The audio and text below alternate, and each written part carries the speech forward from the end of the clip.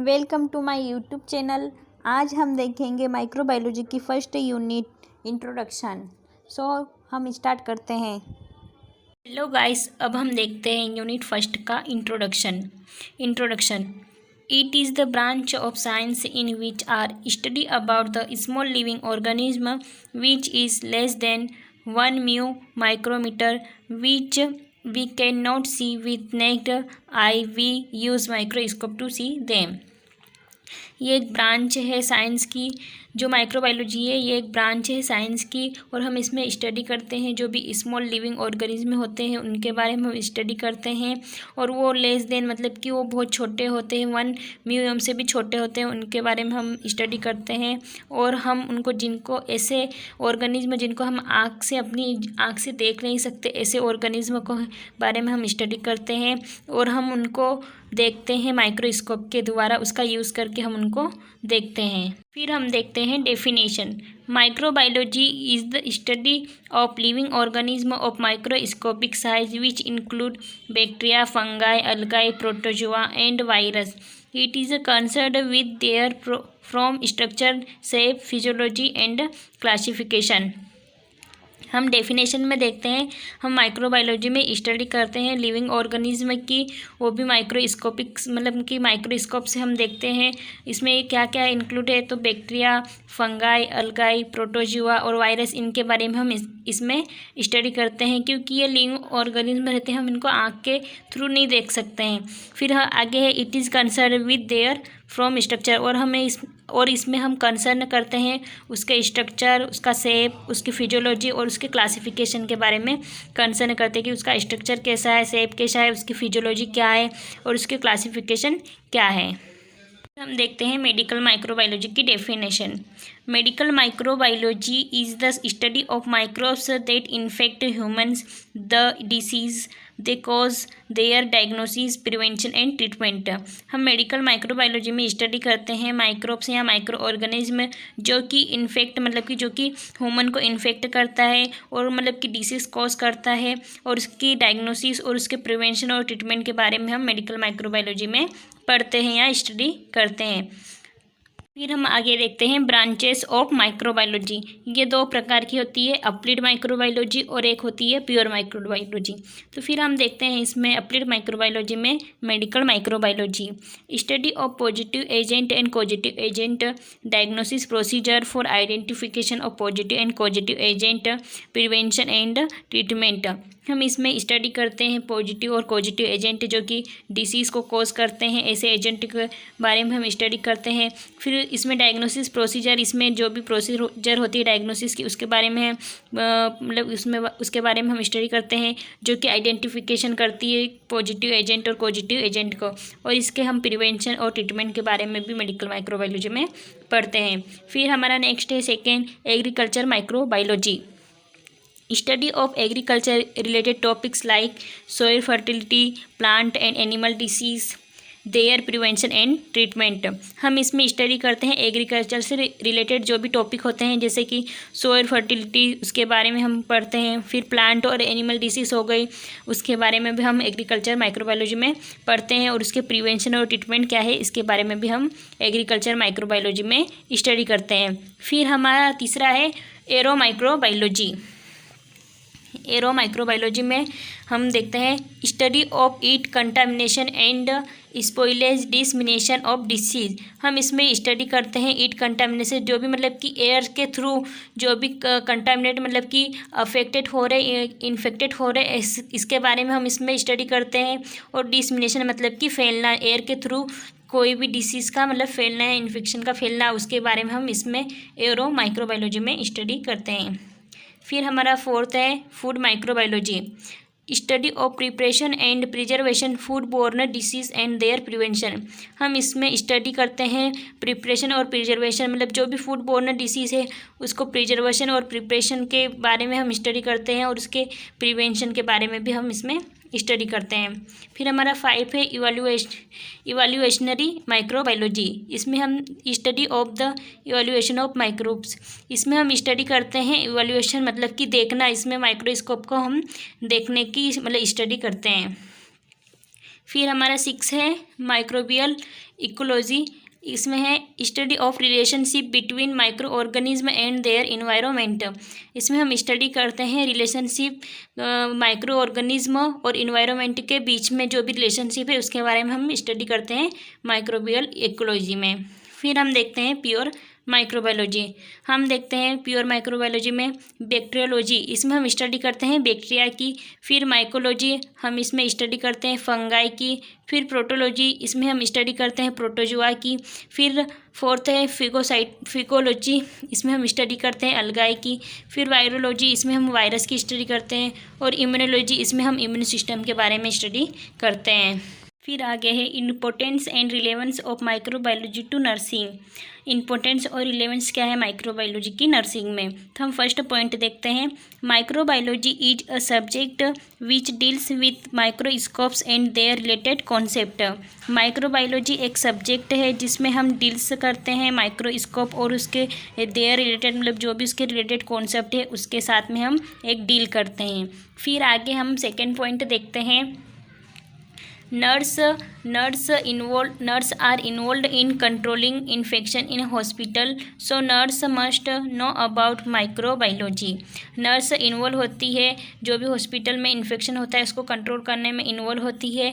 और so nurse must know about microbiology, मतलब कि नर्स को पता होना चाहिए माइक्रोबायोलॉजी के बारे में, उसको जानना चाहिए, उसके बारे में उसको पता होना चाहिए। फिर हमारा थर्ड पॉइंट है to know about harmful and harmless micro organism to human beings. जो भी हार्मफुल और हार्मलेस माइक्रो ऑर्गेनिज्म है जो कि ह्यूमन बींग को कॉज या इन्फेक्शन करते हैं उसके बारे में भी हमको पता होना चाहिए। फिर हमारा फोर्थ पॉइंट है nurse apply the microbiology knowledge in health care for drug production, diagnosis and sterilisation method and cleanness. जो भी माइक्रोबायोलॉजी नॉलेज है वो नर्स अप्लाई करती है हेल्थ केयर में, ड्रग का प्रोडक्शन करने के लिए, डायग्नोसिस के लिए, और स्टरलाइजेशन मेथड है उसमें करती है, और क्लीननेस के लिए भी माइक्रोबायोलॉजी का नॉलेज नर्स अप्लाई करती है।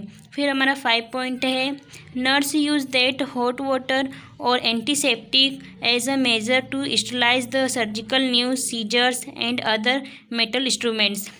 नर्स मतलब यूज़ करती है हॉट वाटर यानी कि गर्म पानी, और जो भी एंटीसेप्टिक होता है उसको यूज़ करती है, जो भी सर्जिकल न्यूज, सीजर्स और जो भी इंस्ट्रूमेंट होते हैं उनको स्टरलाइज करने के लिए। फिर हमारा 6 पॉइंट है microbiology also gives knowledge to nurse on how to handle a patient and he sample infected with communicable disease to free from micro organism. Microbiology nurse को नॉलेज प्रोवाइड करती है कि जो भी पेशेंट है उसको कैसे हैंडल करना है, और जो भी सैंपल इन्फेक्टेड होता है, जो भी कम्युनिकेबल डिसीज़ होती है उसको फ्री फ्रॉम करना माइक्रो ऑर्गेनिज्म में से, उसके बारे में माइक्रोबायोलॉजी नर्स को नॉलेज देती है। फिर हमारा 7 पॉइंट है also diagnostic test like ELISA, electrophoresis are used principle microbiology for identification of disease.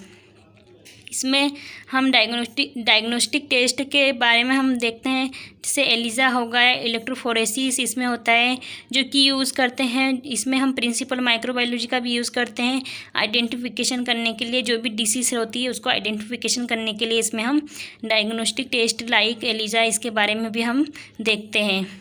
अब हम देखेंगे एक एक्सपेरिमेंट जो कि रॉबर्ट कोच ने किया था, तो हम देखते हैं रॉबर्ट कोच वाला एक्सपेरिमेंट माइक्रोबायोलॉजी में।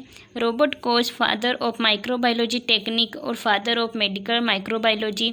1876 Robert Koch prove that a bacterium causes anthrax and provided the experimental steps Koch postulated to prove that a specific microbes causes a specific disease। Robert Koch microbiology technique और medical microbiology के father थे। उन्होंने 1876 को prove किया था कि जो bacteria है, एक बैक्टीरिया था जो कि एंथ्रेक्स डिसीज़ कॉज कर रहा था, तो उन्होंने एक्सपेरिमेंटल स्टेप्स प्रोवाइड की थी।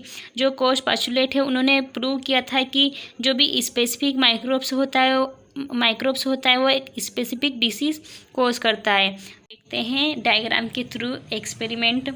एक हमने चूहा लिया जो कि अनहेल्दी था, मतलब कि उसमें एक डिसीज़ प्रेजेंट थी, वो अनहेल्दी था। उसमें से हमने मतलब कि आरबीसी सस्पेक्टेड पैथोजन, मतलब कि वो उसमें डिसीज़ थी तो उसमें पैथोजन प्रेजेंट थे, तो हमने उसके पास से एक कल्चर लिया, मतलब कि उसके पास से हमने आरबीसी ली जिसमें क्या था, पैथोजन सस्पेक्टेड था।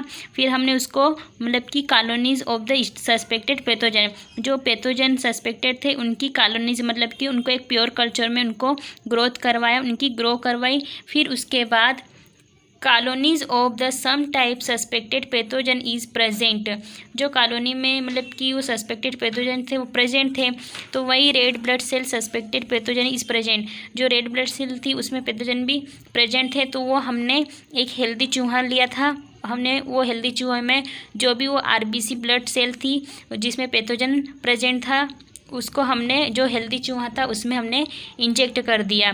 Healthy animals is disease when injected with the cells of the suspected pathogen, जो भी सेल्स थी आरबीसी वाली उसको हमने किस में इंजेक्ट कर दी, जो हेल्दी चूहा था उसमें हमने इंजेक्ट कर दी, तो वो भी क्या हो गया, एक अनहेल्दी चूहा हो गया, मतलब कि उसमें भी डिसीज़ कोज हो गई। जो पहले चूहे में जो हमारा जो अनहेल्दी चूहा था हमने उससे एक कल्चर लिया, उसके बाद हमने उसको ग्रोथ करवाई, उसके बाद हमने एक हेल्दी एनिमल में इंजेक्ट किया, तो वो जो पहले वाला चूहा था वो जो डिसीज़ थी उससे सफ़र कर रहा था, तो ये चूहा भी उसी डिसीज़ से सफ़र करने लग गया, मतलब कि जो डिसीज़ उसको थी वही डिसीज़ इसको हो गई। तो मतलब जो उसको एक micro organism, specific micro organism था जो कि उसको कोज किया, तो इसको भी वही मतलब कि कोज किया, एक स्पेसिफिक माइक्रो ऑर्गेनिज्म एक स्पेसिफिक डिसीज ही कोज करता है।